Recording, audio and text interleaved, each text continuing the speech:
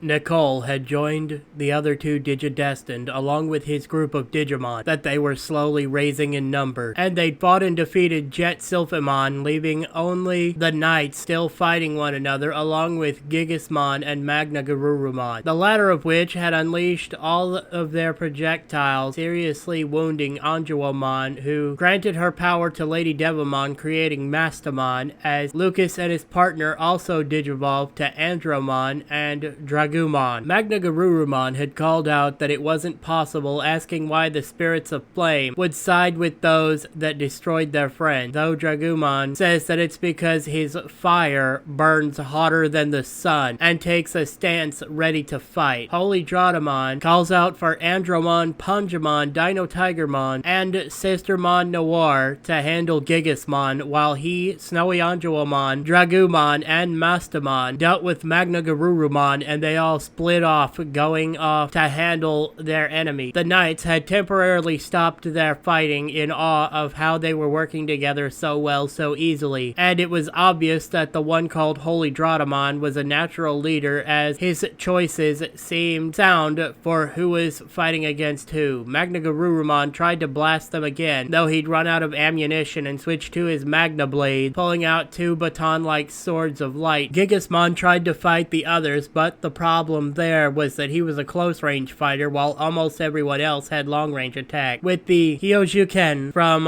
Ponjamon smacking them in the face before Sistermon Noir started shooting him before he could recover. Then Andromon fired off the Gatling missiles from his chest, blasting them in the side, before he then finished them off with his spiral sword, destroying Gigasmon and absorbing his data, leaving behind the human and beast spirit of Earth. Meanwhile, the Digidestined were handling Magna Garurumon, with Snowy Anjuamon unleashing her Frost Arrow attack, making him have to dodge out of the way, though Mastamon unleashed arrows of light from her right arm called Holy Desire, keeping him from being able to dodge either to the right or left, limiting his options, and with Holy Draudamon in front of him, that really gave them only one way to go. Trying their luck, the few spirit Digimon decided their best chance was to try to dodge backwards, though that proved to also be an issue, as Dragumon then opened the two super weapons on his arms and extended twin golden blades outward, one with a green flame and the other with a blue flame, and unleashes a slash of projectile fire at the enemy in the shape of an X called Pyrus Saber. The attack caught them in the back, knocking them forwards towards Holy Draudamon, who had his sword resting on his charging cannon on his right arm, and cracked his neck, saying, "It's time to finish this," calling Divine Wing Cannon. He then scraped the sword along the barrel, making it spark and causing the weapon to unleash a powerful blast at nearly point-blank range on Magna Garurumon, making them fall to the ground and break down into data particles. The group absorbed his data, and left behind were 10 different spirits, both human and beast, of 5 different elements, that being light, darkness, steel, water, and thunder, all of which were collected by Nicole and put into storage on the multi-tool, along with the 2 spirits of Earth also. They then looked around the group, and Nicole said that this battle was over. He'd had enough fighting for one day. The Knights were about to object, but Godramon said very well and asked which side defeated the intruder upon the meeting. The 2 Knights of Yggdrasil said it was their side, but at the same time the Turncoat Knights said that it was the Mao side. Hearing this, the leader of the Heaven Zone questioned the 3 in front of him